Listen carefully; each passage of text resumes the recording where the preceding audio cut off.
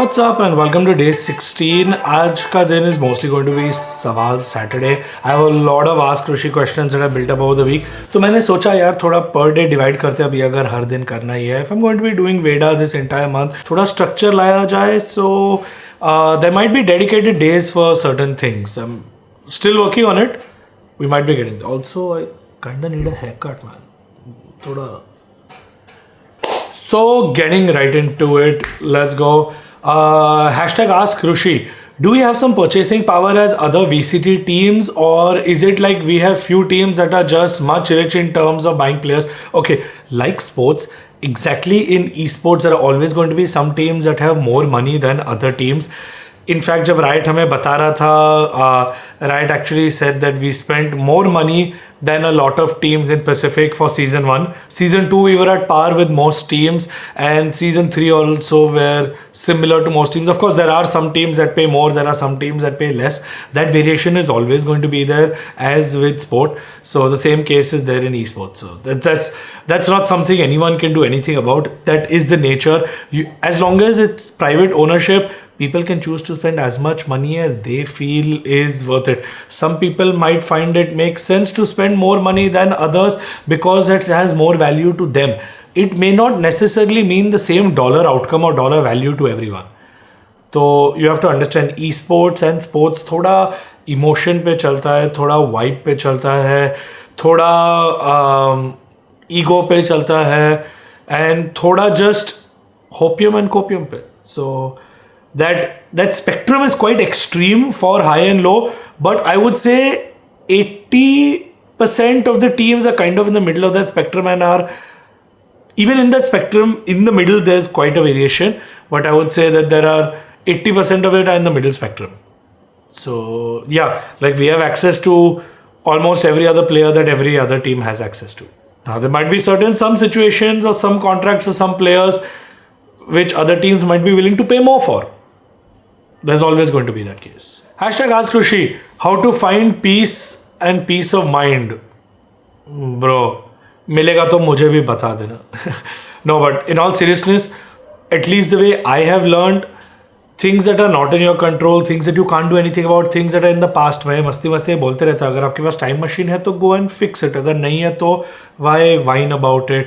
You know, it's like why cry over spilt milk kind of thing. So अगर कुछ कर नहीं सकते हो उसके बारे में तो don't worry about it. अगर कुछ कर सकते हो उसके बारे में तो करो, and then you'll get peace of mind. So at least that's been my approach. I don't know if it'll work for you. Hashtag ask Sushi, are you actively trying to recruit players for the lineup? If so, what are the chances of getting players? Look, I can't actively talk about any discussions that are happening with players or about the roster changes. These are not discussions that I can have here on video, like before I've even spoken to players or while I'm having active discussions with them, with their org, with our players. Like these are people's careers and jobs at stake. So I can't have an active discussion यहाँ while this is happening. जब हो जाएगा announcement आ जाएगी, you'll see it. But I can't share active discussions here. Will you be willing to look at Ascension players if they play well? Yes, absolutely. If they play well, next year we will look at them. The point is, yes, by the time Ascension gets done, most teams, if not all teams, will already be done. So next season के लिए maybe a few players here and there, standout players might get picked up. But I don't know. Yeah, if there are standout players, sure, why not? हमें भी जीतना ही है तो we'll definitely look at it. Hashtag ask Rushi, not a related question to you, but why do we want our favorite content creators to be consistent and push their limit to grow when I myself am not consistent or a disciplined person? So 2 reasons. One, usually people kind of like mirror or deflect or reflect what they want onto other people. तो अगर आप अपनी life में consistent नहीं हो या discipline नहीं हो, you will want that from the people around you और from the creators you watch, and you will also, because you admire them and because you appreciate them, you want them to push to their limit and grow and live up to that potential. But when it comes to yourself, I'll always say ना होता है, it's ज्ञान देना आसान होता है, करना मुश्किल होता है, and this applies to everyone, me included. Like it's easy to sit here and tell you all ये करो वो करो. It's very difficult to actually go in and apply it. So that's usually the situation. Like that's why it's so hard in life to actually go and do something it's a lot easier to say, "Arey yaar, aise kar lo, waise kar lo." So there was this one lecture that Steve Jobs was giving. He was talking to a bunch of MBA graduates, and he's just talking to a bunch of MBA people. And he asked them, "How many of y'all are consultants?" So a lot of them put their hand up. So he said, "Can I give you a piece of advice?" He said, "All the things that you tell other people to do, can you apply it to yourself and do it yourself? Can you stop telling other people what to do and khud kar lo wo?" So yeah, when you asked me this, wo yaad aaya. Hashtag ask Rishi. I want to know how to manage a creator, how to bring brand to a growing YouTuber. So honestly, talk to a brand, talk to a creator, see what kind of content the creator is doing, see what kind of content the brand has done in the past. You'll have to kind of make that campaign and go pitch it if that's what you want to do, if you want to get someone on board, because एक creator आपके पास तभी आएगा जब आपके पास brand हो, या brand तभी आएगा आपके पास creator. It's kind of like chicken and egg problem. So you'll have to work on both simultaneously. I would say start small. Start on Instagram. Start with someone who is getting like 50, 100k views or has 50, 100k subscribers. Talk to a brand. 5-10,000 की deal पहले close करो. Envision a campaign. See it through from ideation to execution. Make sure that all the parts involved you are kind of learning and going through. तभी आपको पता चलेगा. And there's a lot of stuff that you can watch on YouTube, but I will always recommend like hands-on experience. Karo. Like pick up the phone, start making phone calls. Actually do. You'll learn a lot more. So start small and then take it from there. You'll only learn by doing. It's the best thing I can do. Hashtag ask Rushi. If you know any esports org that are making a lot of money, what are they doing? Like Liquid is doing Liquipedia, 100 Thieves is doing merch. What are the other orgs doing that are actually net positive at the end of the year? So I've said this before. I've said this a lot. A lot of esports teams, or okay, let me rephrase this. Not a lot. Almost every esports team is struggling to monetize their esports side of things, their team side of the business. They're monetizing either a content layer, a creator layer, or some other layer on top.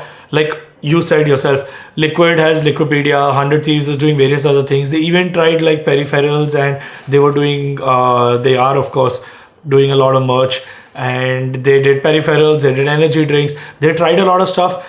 Every other esports org is trying to do what they can. Some are doing agencies, some are doing studios, some are doing content marketing, some are doing whatever they can. At the end of the day, whatever leverage the founders and the founding team and the people that work at the esports org have, they are leveraging to build and work and kind of pay for esports, because esports, like most sports teams, cost money. But right now, esports teams are not able to make that money. So most people are having to do other things to make money and then spend it on esports teams. And that's the current scenario. Back in the day, VCs were writing big checks, and now they're asking for the returns which don't exist.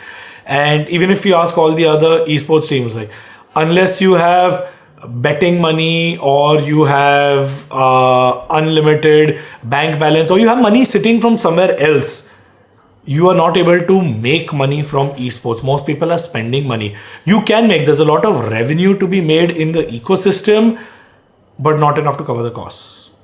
So that's kind of the problem right now, that the costs are a lot more than the earning potential. Once that balances out, maybe, but there was a time that the sponsorships were really big. There was a time that the VC money was big. There was a time where there was a lot of artificial inflation as well. And then the esports winter came, and then correction happened, and then a lot of things changed. And now the esports ecosystem is very different. Slowly and steadily it's figuring it out. I think the creator-led model is an absolutely brilliant model, because एक creator अगर 100 रुपए कमाता है और वो 100 रुपए से 10 रुपए esports में डालता है, they're only putting about 10%, 20% of whatever they're earning as a creator into an esports team. That makes sense. What was happening earlier was esports teams are paying creators. Esports teams are anyway not making money, and eventually the creators end up making way more money than most esports orgs. Like, so I always keep going back to this. Like, you can go back to what Neil Mohan said at the Waves conference earlier this year. Just in India, they have paid out almost $3 billion in ad revenue, in AdSense revenue to creators in India. That's way more than all of esports combined. So, अगर creators कमा पा रहे और esports नहीं कमा पा रहे, so then it makes sense that the bigger creators are putting a portion of that into esports and are utilizing that for marketing and are running those operations and doing all those things. That makes sense. It's a sensible model. And then when you have an agency that does it, like a SATUL 8-bit kind, which has multiple creators, so they make revenue from multiple creators and then put that money into esports, sure. But their esports is still not making money. That's the nature of esports. It's not that they are doing something wrong or that someone else is doing something right. It's esports teams nahi kama pa rahe.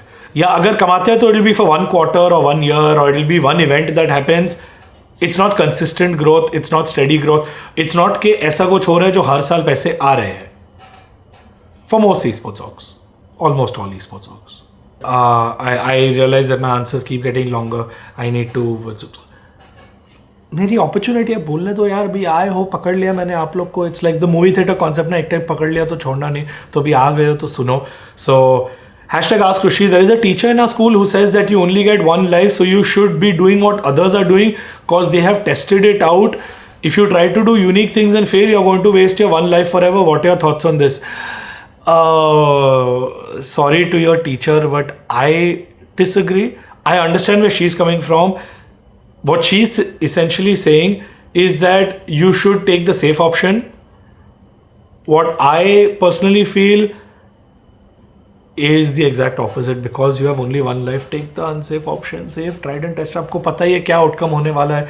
So why do you want to go down that same path that you have already seen what's going to happen? At least that's my take. Like for most people, they want predictability, they want structure, they want to know what the next step is going to look like, what the future is going to look like. For me, I'm okay not knowing. I have accepted that. I have accepted that every single day is going to be an absolute risk. And my dad used to always say this at the end of every conference, and that's why I'm going to say this now. It's a quote by Helen Keller, and those of you that don't know who that is should really go and read up a little bit about Helen Keller. She had lost didn't have all 3 of her senses. She couldn't see, she couldn't hear, and she couldn't speak. Like imagine that. She couldn't see, hear, or speak. She didn't have all 3 of her senses. And this is her quote. In whatever way she could communicate. Imagine that. The quote is, life is either a daring adventure or nothing at all. So that's always been my philosophy. So if you're going to go big or go home, it's a daring adventure. You get one life. YOLO. Like I will always say be safe when you YOLO. Don't like be stupid and YOLO. Don't be unsafe to your health. But make sure you experience everything. Make sure you take all the risks that you can. Make sure that you try everything out. You experience life. Otherwise, what's the point? I mean, that's just my take. You may not agree. Other people may not agree. Like I said, मैं अगर ये continue रखूंगा तो this could go on forever. 1 घंटे का यही episode हो सकता है, maybe even more. So I'm going to end this one here. I will see you all tomorrow.